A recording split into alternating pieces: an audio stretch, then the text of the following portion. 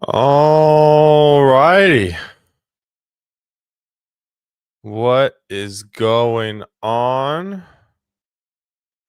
Good morning. Good morning. It is cold in Nashville. It's 32 degrees. No snow. They said there would be a dusting, but there is no dusting. There's no snow on the ground. And quite honestly, I appreciate that because my daughter would be up at the butt crack of dawn if we even mentioned the word snow. So good morning, everybody. Excited to be here with y'all today. Again, working through the series that I'm kind of doing of really helping you navigate the job search. Today I was kind of thinking about some topics to talk about today, and I was like, man, like what should I talk about? And I recently had a conversation with somebody, and we were talking about recruiters. I was like, you know what? I should talk about recruiters. I haven't talked about how dealing with recruiters, how to deal with recruiters, how to navigate working with recruiters, why you should use recruiters, what types of recruiters are there. So we're going to dive into recruiters today. That is what we are going to talk about. Good morning, everybody. Good morning. Good morning. It's good to see y'all. Y'all jumping in. I love it. Tuesday, absolutely. John, it's good to see you, my guy. Pat, I hope you're staying dry. Yeah, it's dry. It's just cold. It's just cold. I'd rather it to be warm. Listen, if it's gonna be cold, we need some snow on the ground. It's 32 degrees, right? I'm not Jason, where he's got multiple inches on the ground. Or like my business partner Mark Bosma, who's in South Dakota. He said, "Yeah, we got like 6 inches the other night." I was like, "Man, like that is crazy." But anyways, it's cold. It's cold and dreary in Nashville. Sally, good morning. Amelia, good morning. Yeah, John, it's been too long. It's been too long. So I'm really glad you're here. And Jason, it's good to see you this morning. So again, for those of you tuning in that kind of missed my kind of ramblings at the beginning, I'm kind of working through this series right now. So if you go to the Torque YouTube, we have all this stuff there, right? So we have how to write a resume, how to write a LinkedIn, how to navigate using job boards, how to navigate LinkedIn to network, how to navigate LinkedIn to find a job. What else have I done? I think that's all the topics. And then today we're going to talk about recruiters. Recruiters suck, most of them. Yeah. So for those of you, Brian, that is a comment to one of my OG conference talk that I ran into the ground for about 5 years was recruiters suck, use them. And so that's what we're going to talk about today. We're kind of going to go over this, and recruiters, if recruiters chime in, like Brian would love to obviously have in the chat. Would love to have some comments. Brian, that is an epic profile pic. I will tell you that. All right, a few kind of housekeeping things as always. AppRight. Go check out AppRight. I am part of the Heroes program as my colleague and dear friend Jason Torres. So if you go check out AppRight and the product, tell them the Torque Boys sent you. We need to get that trademark, Jason. The Torque Boys. Jordan, it's good to see you. Another fellow recruiter. Also, Torque.community. A few housekeeping announcements for kind of what's going on again. This YouTube series that I've been doing is on our YouTube, Torque YouTube, how to navigate the job search. Really, hopefully when I'm done with this, you at least have a really good framework on how to navigate the job search. But ambassador signups and mentor signups are closing Friday. And that'll be it. So we have, last time I checked, Jason and I did a one-on-one yesterday. We had about, I think, 84. Jason, correct me if I'm wrong, around 84 ambassadors that are or people that are interested in the ambassador program. Just as a note, we will not be accepting everybody. Again, 2026 is about depth for us. 2025 was about width, just because we need to get our name out there. 2026 is going to be about depth, building kind of really deep relationships, especially with the ambassadors. One of the things I'm really looking at for our ambassador program, I read an article from Bandit Running, not a runner, but pull a lot from the run club community and run clubs in general. And one of the articles I read is that they're essentially their ambassador team. They don't call it the ambassador team, is just an extension of them, and that's what I really want. And that's what we're really going for in 2026. So go sign up on Torque.community. Also, the mentor program is going to be closed up on Friday. Right now, we have like 11 mentors and around 23 or 25 mentees, people who want to. Jason just commented, we're up to 92 now. That is crazy. To even think there are 92 people who like love what we're doing is pretty cool. I love that. I'm super blessed. We're super blessed. So again, also, Friday, So Friday is the end date for the mentor mentee program. If you've always wanted to have a mentor, would love to have you sign up. And if you are senior in your career and have always wanted to mentor somebody, but just don't have the time and the effort to do it, we really are going to set that up for you and facilitate that for you. Let's see here. Yeah, Tort Boys. I love it. I love it. All right. So, yeah, Lauren, it's good to see you, brother. It's good to see you. All right. So let's dive in. So, oh, wait, hold on. Am I finished with announcements? No, I'm not. If you want to know when I go live, text me 615-235-5650. When I go live, I always send a text out so you know when I'm going live and what the topic is.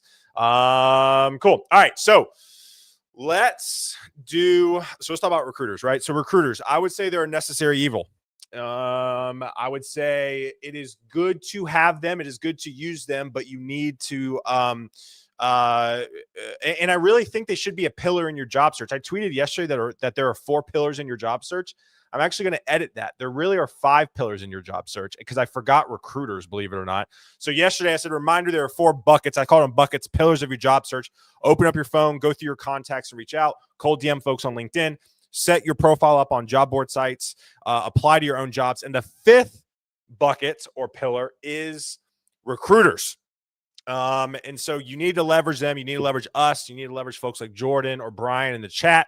And there's a lot of reasons for that, right? So, but first, before we dive in today, there's 2 types of recruiters. Two. There's 2 types of recruiters. There's internal recruiters and there's your agency recruiters, right? And then there's kind of your like freelance recruiters. I still consider those agency because they work with a lot of people. So mainly there's internal and there's agency. Let me talk about the difference of the 2. First off, the internal recruiters are recruiters that work directly for the company, right? So when you have a recruiter reach out to you from Google, or a recruiter reach out to you from Datadog, or a recruiter reach out to you from a company, that is an internal recruiter. Those recruiters are tasked usually to recruit all the positions within the organization. If they are a larger organization, they usually have silos. So there's the internal side. The agency recruiter side of things is a lot like Ronstadt, where you work with a lot of different clients, right? Think of Mad Men, right? Back in the day, agency, working with a bunch of different people. And so I just want to lay that out. And I do believe there's tactics for both. And so I want to get into those today. First off, internal recruiters. Internal recruiters are dealing with a lot. If you go back and listen, I've had Jordan on my podcast, my recent episode with Aaron Harmon on my podcast. We kind of go over some internal best practices. You have to remember that internal recruiters,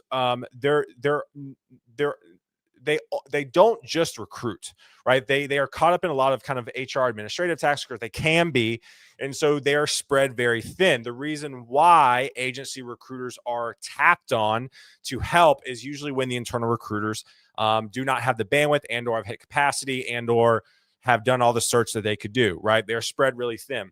If I were you, I would in your search, if you have a set 5 to 10 companies you want to work for, I would try to make friends with the internal recruiters. And I would not be against, hey, let me buy you a virtual coffee. Would love to have a coffee with you, learn about the culture of the organization, right? I'm not against sending them cookies. Listen, here's the deal, right? You want to cut through the noise in the job search, send them a Starbucks gift card, right? If somebody were to be like, hey, Taylor, would love to pick your brain. What's your favorite coffee shop in Nashville? Would love to send you a gift card. I would absolutely chat with you because of that, right? Like, some may call that bribery.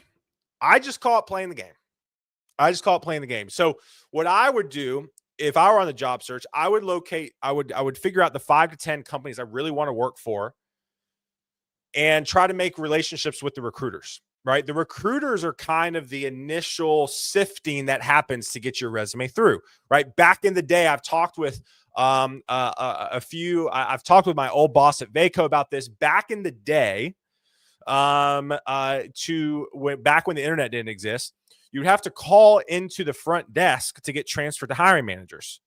Right. And so for me, that's kind of what internal recruiters are. Right. You kind of have to butter them up. And I was talking to my old manager at Vaco. And basically I was like, so how did you navigate that? He goes, we would butter them up, bribe them, like Nas said in here, right? Like, you really have to, back in the day, he was like, you would send would send lunch. You would, really make friends with that front desk person to really make sure that they pick up the phone and send and transfer you from the phone from the main line, the landline, to the hiring manager. Now we deal with internal recruiters, right? Virtually. So again, what I would do is I would definitely try. So what I would do is I would follow all of them, connect with all of them on LinkedIn, engage with their posts. For the most part, a lot of recruiters now are posting. So if you can engage with them consistently, like their stuff, comment, play the long game, right? I was actually thinking about today because I get a lot of DMs like, "Hey, Taylor, it was great to connect with you." I was like, hey, man, it was great to connect with you too. And then they immediately go in for the ask. And it's like, that's not a good best practice, right? Like, I think you need to like engage a few times or ask a few thoughtful questions, like over the course of a few weeks before you go for the ask, right? And so that's what I would do with internal recruiters, like Aaron Harmon, right? My guy at what was it, PDX or something like that? The company, I forgot the company's name, but like I would go follow Aaron Harmon, engage with his stuff. He posted yesterday, right? And so actually, I want to pull up his post real quick because it's actually very applicable to what I'm talking about. So let me pull this up real quick just to show you just everything they have going on. This can also apply to agency recruiters. But I want to read let's see here. All right, y'all still here? Y'all still here? All right, so let me pull up. So this is what he said. He goes, candidate, I sent the recruiter a message and never heard back. Recruiter, Outlook inbox, Teams inbox, careers inbox, Slack inbox, LinkedIn inbox, LinkedIn recruiter inbox. You're not being ignored. We simply have not been able to get to your message yet. So that is just kind of a hint into what internal recruiters are dealing with. Now let's talk about agency recruiters. Agency recruiters are a dime a dozen. There are a ton of us out there, right? You can literally like search recruiter on LinkedIn and there's like a gazillion of us out there, right? So what I would do is I would find recruiters who are active on LinkedIn and connect with them and start following along and see what they post about. Remember, when you go back on one of my previous episodes on how to use LinkedIn, if you type in the word Gen AI engineer, you can see there comes up a page on LinkedIn where you can see what people are posting about, the jobs open, the groups you could join. What I would do is I would find recruiters posting about the type of positions you want to land. Now, agency recruiters are terribly, terribly busy. Most of them will not talk to you unless you are a fit for the role. Now, there are a few questions to ask recruiters. If there's anything, so if a recruiter, so there's two things I want to highlight here. If a recruiter doesn't want to talk to you because you're not a fit for the role, Naz, his name's Aaron here. Let me go ahead and drop his information here. Great guy. I can't drop it in the chat here. I'll just pop it up in a banner right here. All right. This is it's Aaron Harmon. Aaron Harmon. That actually doesn't help at all. That's a terrible. He needs to edit that. Yeah, it's Aaron Harmon. AARON Harmon. HARMON. He's a recruiter at PDW. So go check him out. Anyways, all right. So agency recruiters most likely will not talk to you unless you're a fit for a role. The recruiters get a bad reputation for the most part because agency recruiters only want to help the people that are a direct fit for the role. That's why I'm so passionate about what we're doing at Torque, right? Torque, the community arm, is to basically take care of all the people that Ronstead Digital recruiters cannot place actively in a job, right? On average, if you talk with an agency recruiter, they are talking to anywhere between 10 to 15 net new people a week. And the numbers shake out to about 1 out of every 10 to 15 people they talk to is a fit for a job. So what are you doing with the other 14 people? That's where Torque comes in with Ronstad. We make sure we engage and take care of the 14 people that aren't a fit for a job. That being said, there's a few ways to use internal recruiters. First off, when you are when you talk with a recruiter, so let's say an agency recruiter does take a phone call with you, and let's say they do not have a role for you right away. Here's a few ways to get real good information from them, right? Here's what I would ask. If there's a few things you get out of this, this is one of them. The things I would ask an agency recruiter every time you talk to one is, A, where does my resume or skill set line up with the people that you see in my industry or in my area, right? So let's say you're a 3-year Java developer. Be like, hey, Taylor, based off the other 3 to 5 year resumes that you've seen for Java engineers, where does mine stack up? Where am I missing? What am I missing? Okay. That's the first question. Second question, I would ask them, hey, if there's one piece of advice that you can give me for my resume and or LinkedIn, what would it be? Right? Recruiters, I will tell you this, agency recruiters are the best when it comes to writing resumes and creating LinkedIns because they look at those things every single freaking day. And so they are the ones that have a very, very good understanding of what a resume or LinkedIn should look like. So I would ask them, hey, what is one thing I should improve on in my resume? What's one thing I should improve on my LinkedIn? The third thing you should ask them is, hey, what does it look like from a salary perspective? Where do I stack up? Am I asking for too much? Am I asking for too little? Okay. That's another thing. The fourth question is, what is a good follow-up cadence for you? Right. I have my thoughts. I'll get to that in a second, but I would ask them, hey, listen, how should I follow up with you? Do you want me to email you every month, every 2 weeks? What does it look like just to keep me top of mind? The game that you need to play with agency recruiters, I mean, I would argue it's the entire job search, but the game that you need to play with agency recruiters is top of mind. Because what happens is when I was recruiting or Jordan's recruiting or Brian's recruiting or whoever other recruiters who are watching this in the chat now in the future, they get a role. Brian, you're jumping. Brian, you are jumping. You are. I'm going to get there. I have my thoughts, but thank you, Brian, for saying that. I'm going to get there in a second. I lost my train of thought. What was I talking about? Oh, this happens all the time. I do this all the time. I talk too fast and I forget what I was saying. Follow up. Oh, top of mind, right? So you have to stay top of mind with recruiters. Okay. Now, I want to get to Brian's comment here because this is incredibly important. This goes into dealing with when recruiters come to you and ping you for a job and sifting through the spam. Okay. Brian brings up a great point for those of you listening in the future. An agency recruiter with less than a year of experience would have a hard time gauging where your experience lands on the spectrum. In my opinion, you should only spend time and talk to recruiters who have at least 2 years in the industry. Now, I have spoken about this for years. When I built my team at Vaco, I had recruiters on my team that were under 2 years, and they got mad at me when they heard me say this. This is a blanket statement. You are going to find diamonds in the rough. My team at Vaco was tremendous. Even as a 1 to 2 year person, they were incredible, right? I trained them. For the most part, if you deal with a recruiter under 2 years of experience, like Brian said, you are not going to get the information you need. In my experience, this number now should probably be up over 5 years of experience.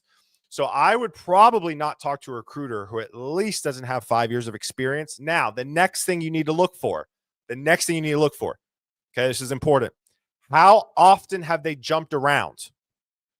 If you see a recruiter that jumps around 1 year, 6 months, 1 year, 10 months, 2 years, 9 months, 1 year, 2 months, these are blanket statements here. I don't need anybody come with me with pitchforks. They are chasing money and they aren't actually good at recruiting. Okay. Because typically in agency world, you are typically highly commission based with a low base. So if you do want to gain experience or if you want to gain any sort of base raise, you're going to have to jump around. Right.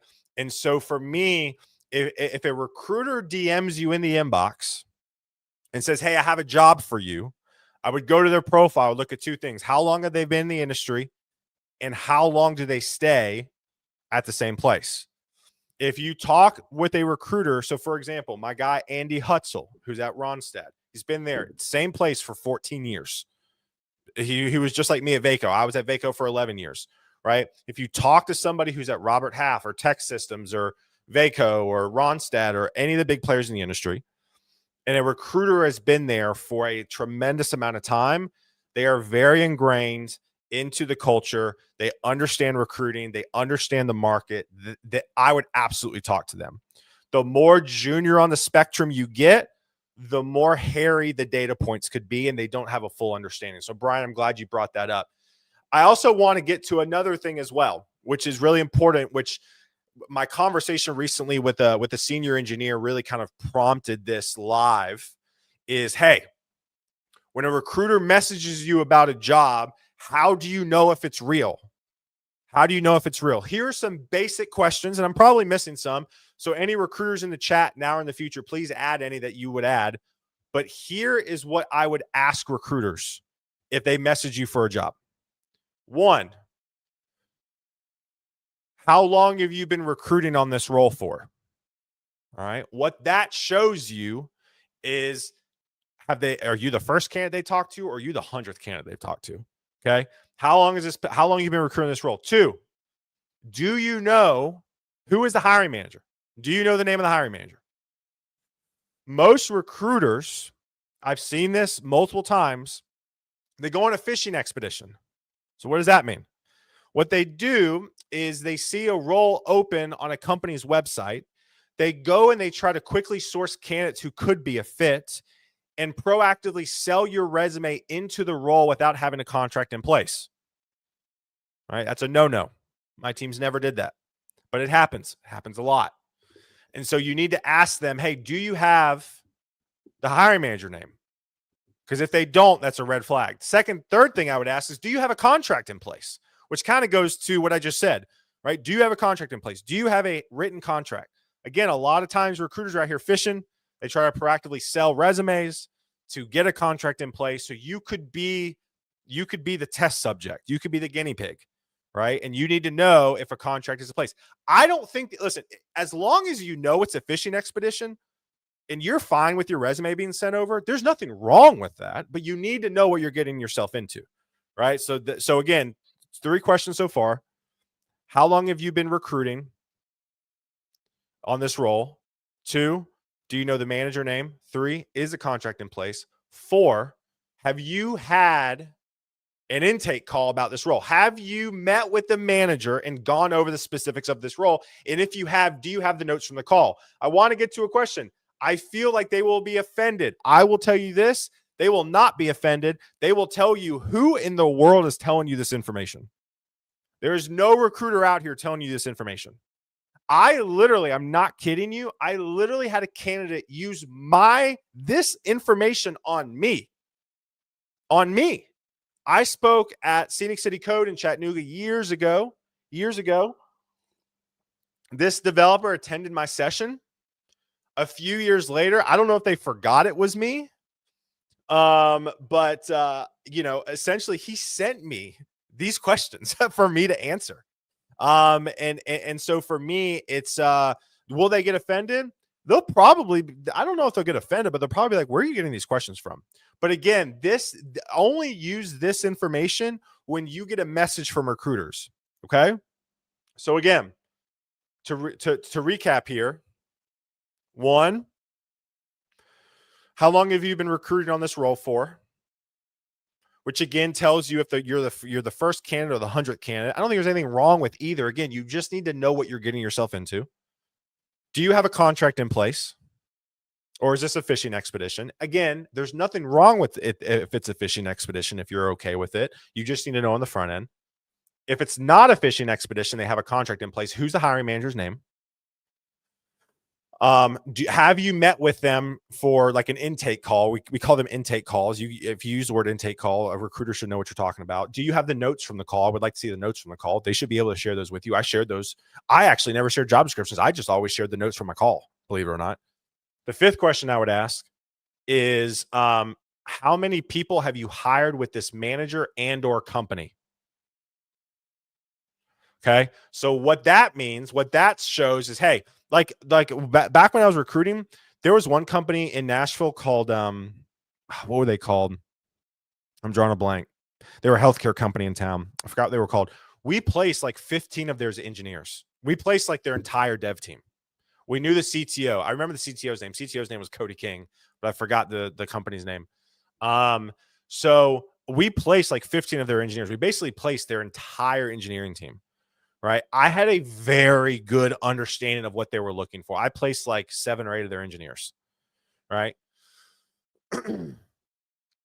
If they're like, hey, we haven't placed anybody with them or this manager, that's okay. There's nothing wrong with that. There are multiple times where we signed a new agreement and I was going out and finding candidates.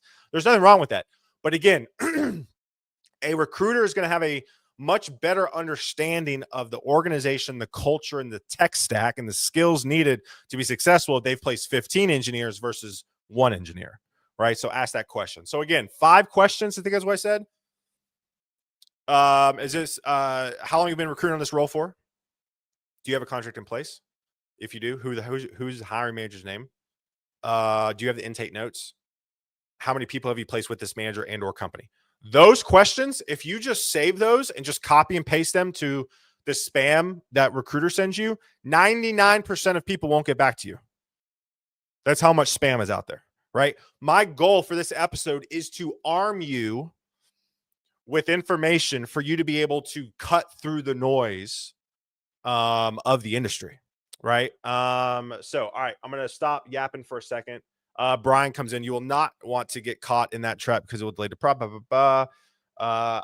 Brian, I've been asked these questions by Cance, and luckily I've watched Taylor's show and prepared. Yeah, see, other people have done that, right?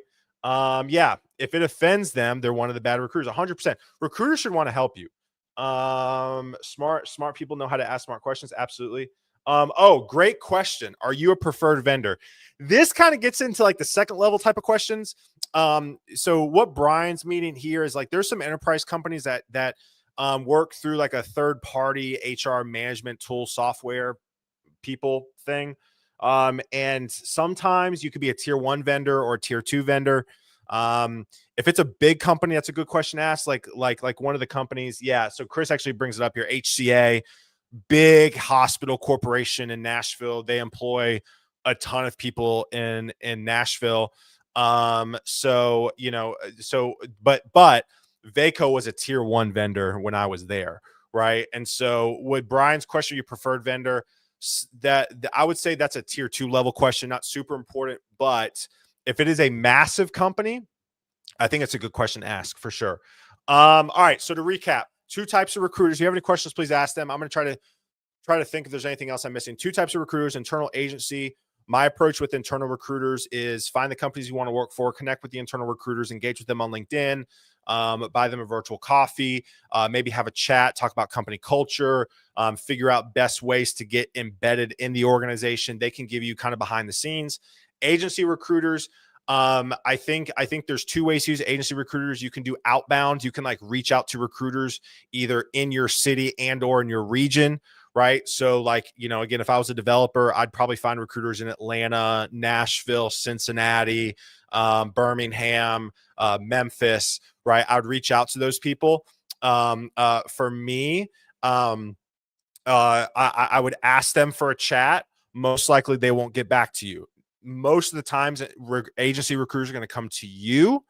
When you do talk with the agency recruiter, just in general, because again, agency recruiters network at scale. That's the entire job of agency recruiters. So they may just call you to network with you. If that's the case and there's no set job, a few questions to ask them how your resume or your profile stacks up with others, where your salary requirements are at with everybody else. What are you missing from a skill set perspective to get better? And what's one thing you can fix on your resume and LinkedIn? And then if a recruiter messages you for a job, then you ask them those 5 questions that I just recently said. All right, see here. Jordan comes here. Ron says, preferred vendor, both my clients. That question could mean everything or nothing. Yeah. Again, that's kind of it's not a end all be all. For the past 10 months, I have close to 10 recruiters reach out about the same job. Yes. So let's talk about this. This means, John, I'd be curious if it was a big company or not. For the most part, if a recruiter reaches out, if like 10 recruiters reach out to you for one job, it's probably a big company. A lot of times, one thing to ask, especially in this case, is to sign a right to represent. So a lot of times in the recruiting world, you can get rejected. Yeah, everybody go check out Nick's panel after I'm finished up. A lot of times in the recruiter space, in the recruiter world, if you are double submitted to a job, you can get rejected. Let me say that again. If two recruiters reach out to you about the same job and a recruiter submits you both, you can get rejected. Now you're probably like wondering, Taylor, why is that? Okay. The reason for that is because what it comes across on the other side of the house is this person is unorganized, doesn't have their together, and is not good with details. Right? Having multiple recruiters submit you one role doesn't help your chances. It hurts your chances. Now, what I would ask is especially in this case is can I sign a right to represent?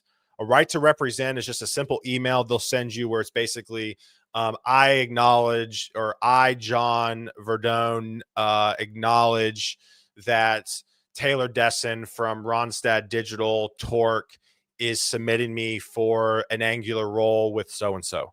Right. And what they do is then they like screenshot that and send it to the hiring manager. Right. So that is something to look at as well. John had two recruiters from the same company reach out for the same position on the same day. Yeah. So this happens a lot. The best way I would say this is I would ask those 5 questions to the recruiter, and whichever recruiter can get back to you the fastest with those questions, I would go with them. Because here's the deal. In a sense of John and Jeff, with having multiple recruiters message them about the same role, you could have a not good recruiter get to you first that may not have a relationship with the hiring manager, and you go with that recruiter when the person who has the relationship got to you a little bit later and you missed out. So what I would do is if any recruiter reaches out to you for a job, get them to answer those 5 questions. And for me, if a the recruiter who can get back to you with those 5 questions I just said, contract in place, who's a hiring manager name, have you hired from them before, do you have the intake notes, and then what was the last one, manager name, whatever, the 5 I said. Once the recruiter gets back to you with that information, then move forward with that recruiter. Because what I don't want is for John and Jeff in this case to go with the recruiter who doesn't really know anything, who's just quick to the trigger, which happens a lot. A lot of times junior recruiters have a little bit more engine on them, which is good in some cases, but you could miss out on the opportunity to work with the senior recruiter at another company who actually has a relationship with that company. So I think that's great. Going to Jordan's thing here, John, that checks out. In this situation, especially since they're a startup, they probably have a ton of vendors and are trying to cast a wide net. However, they could also have a ton of vendors reaching out to them, trying to get their business. Yes, absolutely. Yeah, to me, it's a red flag if you get hit up by more than like 3 recruiters for a job, right? Most of the time, and this is what I have a whole nother conference talk that I don't even give about how to navigate like hiring people from recruiters, especially. I would only work, I tell companies and hiring managers, I would only work with 2 to 3 recruiting firms at a max. And really, you just need 2. Is it good to only use one exclusive? Sure. But yeah, I think it's a red flag. My record, because it got so insane, started documenting. Yeah. So I think this is great. John brings up, he started documenting who reached out. I do think you need some sort of documentation method, right? I know there's a lot of job search tools out there like Hunter and all this other stuff. You can use an Excel sheet, you can use a Notion doc. I don't care what it is, but you need to track this stuff somehow, which is why I would say have a email dedicated to the job search, and then have folders as it relates to the companies and or recruiters that reach out to you to keep up with stuff, right? I think organization in the job search is something that's not talked about enough and highly needed. Jordan, I think it's important to note that in agency recruiting, most recruiters don't have the direct relationship with the hiring manager. Typically, the account sales have direct relationship. So when asking, I would say, do you or have? Yeah. I would agree. So for the people who are listening to this in the future, Jordan brings up a great point. Who's a recruiter and salesperson at Ronstadt. A lot of times, so there's layers to this, right? So think of an Oreo. The top layer of the Oreo, the outside is the hiring manager. The cream filling is the account manager, and then the other side is the recruiter. There's some layers here. It's a little bit of a game of telephone tag. And when I was recruiting manager at Vaco, we were directly linked with the salespeople and got brought in on sales calls, and we developed a pretty good relationship with engineering managers. My recruiting team, I'm going to brag, was really, really good, where we actually brought in leads ourselves, which if you're a good recruiter, you should be able to do. We actually brought in a lot of our leads. And so what that did is we had the relationship. But I do agree. I think asking if you're working with a recruiter, do you or the account manager or salesperson working on this role have the direct relationship? I think that's incredibly important. All right. I think that's it. This episode is dense when it comes to content and information. I would save this. I would come back to it. I would marinate, take some notes, share this with your network. I think other people need to hear this, see this. I would say probably out of all the things I've done, I would say maybe this may be the most important live that I've done in this series. So hopefully you enjoyed it. And tomorrow I'll be back with my guy, Ray Gesualdo. Ray is a staff engineer out of Atlanta. And we're going to talk about the job search, how titles play into the job search. He kind of went through 2 quick job search. He went from SalesLoft to Slack, and now he's at another company. So we're going to just talk about just how he's found success finding jobs so quickly. So that's tomorrow morning, 9:30 a.m. Central. We'll have a guest back on the episode. Ray is fantastic. Another guy in Dads in Tech. Y'all have a great one. If you have any more questions on this topic, jump into the Discord. Jordan's in there. I'm in there. Tag us or just shoot me a DM. Would love to answer them. And we'll see y'all tomorrow, 9:30 a.m. Central. Y'all have a good one. Peace.